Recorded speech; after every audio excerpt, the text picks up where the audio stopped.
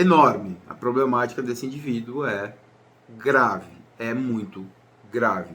E a família tem muita dificuldade em entender a comorbidade psiquiátrica. Então, quem recai mais? Pacientes que têm a sua estrutura cognitiva afetada. O que é a cognição? Capacidade de aprendizado, memória, funções executivas. Então, é tudo que nos faz existir.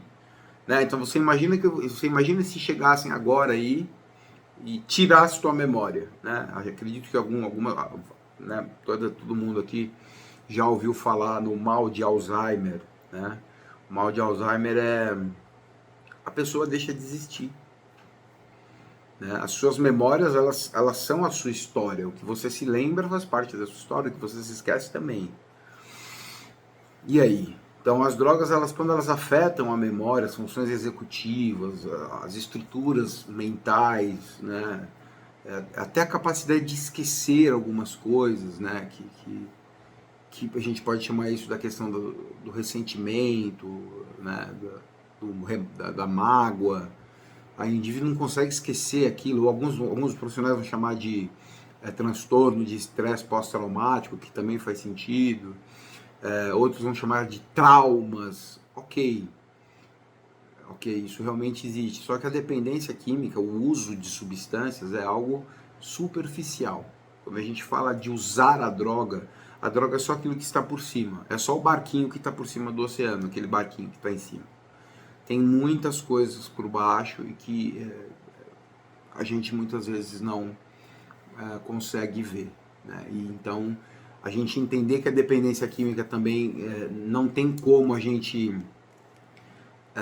por exemplo, isolar um fator. Né? A doença, como a doença ela é biopsicossocial, não, é porque ele tem más amizades, não, é porque o pai era alcoolista, não, é porque a mãe era usuária de cocaína. Não, a gente não pode isolar. Por quê? Porque é multifatorial. Então, as questões, as vulnerabilidades, elas interagem entre si e muitas vezes acabam predispondo o indivíduo a um processo de dependência química ou de graves recaídas. E muitas vezes, muitos indivíduos, agora isso que eu vou falar, não é exagero, muitas vezes muitos indivíduos morrem durante uma recaída, porque o seu corpo está limpo. Você imagina que o corpo está limpo. É como você imagina quando acaba a luz e volta com tudo e os aparelhos estão ligados. Quando a energia volta com tudo, estoura a televisão, o ventilador, estoura o notebook, o computador, o que for. É a mesma coisa a droga. Você está 7 meses sem usar a substância, 1 ano, 2, de repente você vai lá e chumba o seu organismo com aquela substância e o seu corpo de repente sente aquele efeito e o organismo todo sofre um colapso e muitas vezes o indivíduo pode morrer durante uma recaída. Então as recaídas elas são muito perigosas, o reuso é muito perigoso. O lapso é perigoso, não tem como a gente minimizar a ideia e querer falar, o lapso menos mal, tá, menos mal, não sei, é difícil a gente falar.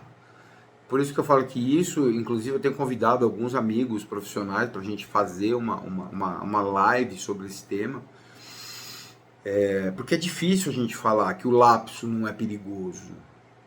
Exatamente porque todas as substâncias têm um efeito agudo. Então, na hora que você usa, o que você sente? Você pode morrer na hora que você termina de ingerir, a hora que você termina de virar o copo de cachaça, você põe no balcão, a hora que você senta, você pode morrer. Então, é complicado a gente compreender isso de um modo claro, né? Então, eu realmente espero que as pessoas, os familiares, os dependentes, vocês todos que estão ouvindo, participando dessa aula, que vocês tenham uma única percepção, uma única visão. Tem que ter uma visão. Não existe uso de drogas seguro. Não existe uso seguro de substância. Mas não existe uso seguro de substância. Às vezes algumas pessoas querem defender o uso de de drogas e falam dos psicofármacos, né? Só que quando você toma um psicofármaco, por exemplo, você toma uma medicação que é tarja preta. A tarja preta, ela não é nada demais. O que a tarja preta indica? O potencial dependógeno daquela substância, só. Então você sabe que aquela substância ela tem um potencial dependógeno muito grande. Não quer dizer que é preto mata e destrói, não. Ela causa dependência, então você vai usar por um curto período ou em situações de SOS. Mas quando você toma um psicofármaco, um benzodiazepínico, por exemplo, você sabe o que você está tomando, você tem uma prescrição médica, você tem uma dosagem que foi prescrita, um horário para ser tomado, você sabe qual é o laboratório que produziu aquele medicamento, você sabe os mecanismos de ação, você tem uma bula dentro da caixinha, você pode ler os efeitos, as reações adversas, os riscos, efeitos a longo prazo, dose letal, dose máxima diária, dose mínima. Então é totalmente diferente. Agora, quando você usa uma substância como essas, ilícitas, você não sabe o que você está ingerindo. Você não sabe o que você está ingerindo. Muitas pessoas pensam que quando vão nas biqueiras estão comprando cocaína. Não estão. Hoje em dia não estão comprando. Infelizmente, a maioria dos indivíduos que tem um problema hoje com cocaína, tá cheirando, a maioria deles ali tá cheirando talvez dolantina, um pouco de anestésico local, xilocaína, lidocaína, algumas outras medicações que eles maceram tudo ali junto, que faz a boca amortecer, uma outra medicação que deixa o cara ligado, muitas vezes cápsulas de cafeína são misturadas ali para dar uma psicoestimulação, para o indivíduo ter a sensação de que está sob o efeito da cocaína, mas muitas vezes ele está com vários efeitos psicoestimulantes, psicoativos, mas não é o efeito da cocaína propriamente dita. Por que os indivíduos estão morrendo muito ultimamente? Por dois motivos. Uma, por causa dessa mistura de substâncias que existem nas drogas hoje, e duas, principalmente pelo poliuso, quando o indivíduo usa uma droga para rebater a outra. Geralmente o indivíduo que usa cocaína, ele usa álcool para rebater a aceleração que é a cocaína, porque a cocaína acelera, o álcool desacelera. Então, nesse momento, o indivíduo ele desenvolve aquilo que nós chamamos de poliuso. Então, o indivíduo se torna um poliusuário, porque ele passa a usar cocaína para rebater o efeito depressor do álcool, ou ele passa a usar o álcool para rebater o efeito estimulante que a cocaína gera. Consequentemente, ele tem um terceiro efeito, que é ocasionado por uma enzima hepática, que é metabolizada no fígado, né, hepática, chamada cocaetileno, que faz um terceiro efeito, e o indivíduo, então, ele passa a ter sensações distintas, diferenciadas, e ele passa a querer cada vez mais